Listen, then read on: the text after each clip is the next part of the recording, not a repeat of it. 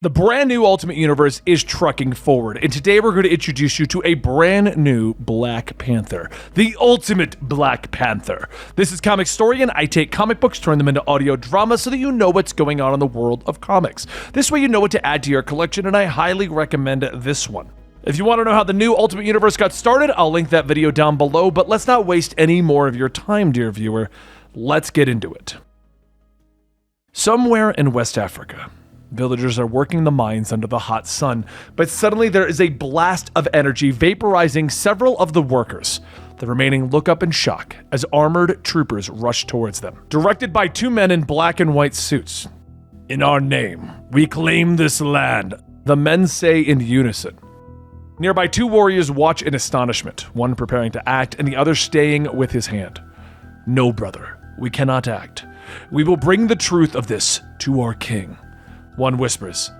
They slip away into the trees, promising to bring word of the anger of Ra and Khonshu, leaving behind a burning village and crying children.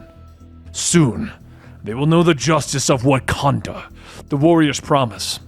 In his tower, T'Challa sits up suddenly in his bed, sweat beading on his forehead. "Nightmare, my king?" Okoye asks from her own bed.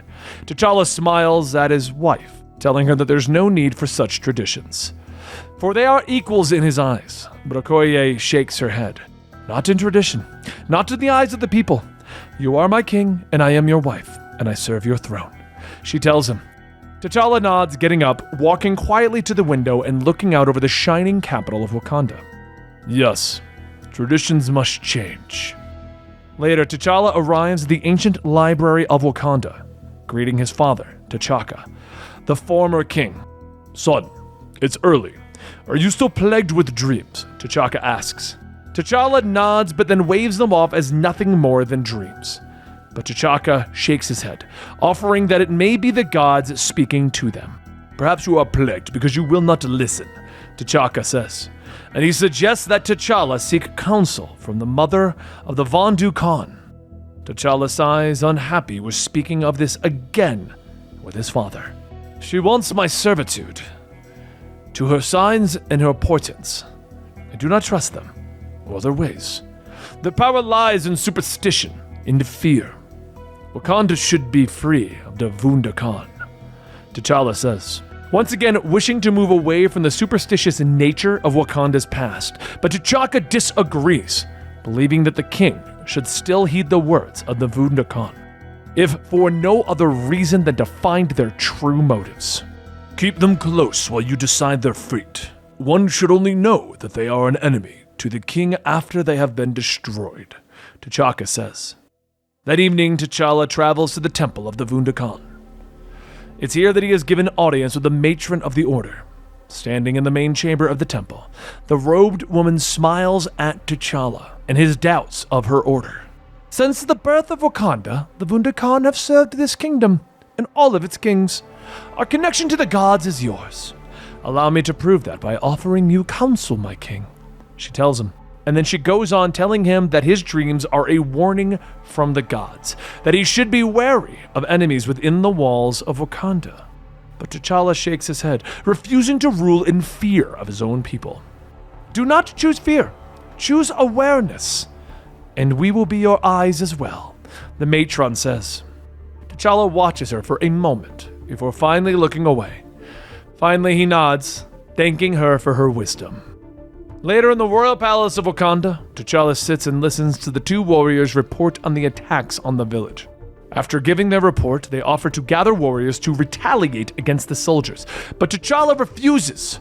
After they leave, Shuri, the leader of the Dora Milaje, turns to her brother. "People are dying, T'Challa, and you want to do nothing?" she asks in disbelief, but T'Challa shakes his head and stands, refusing to reveal Wakanda to the world for an act of war. "We're going to need information. Reconnaissance. We need to know what they want and a why. Once we know that, then we can consider war," T'Challa says, and Okoye offers her support for the king, believing that he speaks true. Shuri still isn't happy though, turning away. "I understand, my king and queen," she says, walking out of the room in a huff. When they are alone, T'Challa thanks his queen for her support. "Don't thank me. You were right. And if you weren't, I would have spoken differently," she says before turning and leaving. "I do not envy you, my king. Today, your crown is heavy. Elsewhere in West Africa, a young boy stands on the beach of his village, playing with a soccer ball. He kicks the ball away and looks up in surprise as it bounces against the armored foot of a soldier. The soldiers gather, raising their weapons to the boy, preparing to fire. "In our master's names," the soldiers state, and the boy closes his eyes as he awaits his death. But blood splashes on his face, even though no shot is fired. He opens his eyes in surprise to find a warrior with a panther mask standing before him, and the soldiers all lying dead. "Hide! More are coming!" Killmonger hisses. The boy turns running, and Killmonger turns as a combat hero hovers over him, preparing to fire its weapons. "My love, bless them," Killmonger hisses, lightning cracking from the sky, hitting the vehicle and ripping through it. More soldiers rush the mighty warrior, but he throws his combat axe. More lightning bursts through the air, igniting the weapon as it slices through the moon soldiers. The battle ends as quickly as it began. "People of this village!" Killmonger shouts as the villagers gather. "Your gods and hidden kingdoms will not protect you, but Killmonger and the Wind Rider will," the mighty warrior shouts. That night, in the capital of Wakanda, the people celebrate the Day of Life. T'Challa stands over his people, speaking to them as they cheer, his father sitting on the throne behind him. But as T'Challa continues to give his speech, the robed servants next to his father suddenly pull away their robes. "For Khonshu! For Ra!" they bellow, activating the bombs on their vests. T'Chaka moves too fast for his age, pushing his son off the platform moments before the bombs detonate. As T'Challa plummets to the earth, he watches in surprise as the platform explodes above him. He activates the Black Panther armor, landing safely on the ground below. And as the platform plummets above him, he stares in shock at his father's body. Wakandan warriors rush to his side, making sure that their king is safe. And as the fire burns around him, T'Challa turns to his people. "Call the queen. Call my sister. Call the Vundakan. Our enemies call themselves Moon Knight. Wakanda is at war!" he says triumphantly. That brings us to the conclusion of Black Panther issue number 1 in this brand new Ultimate Universe. Again, click down below to see how the brand new Ultimate Universe got started. And also don't forget to check out Ultimate Spider-Man. Thank you for your continued support, and I'll see you next time right here at Comicstorian.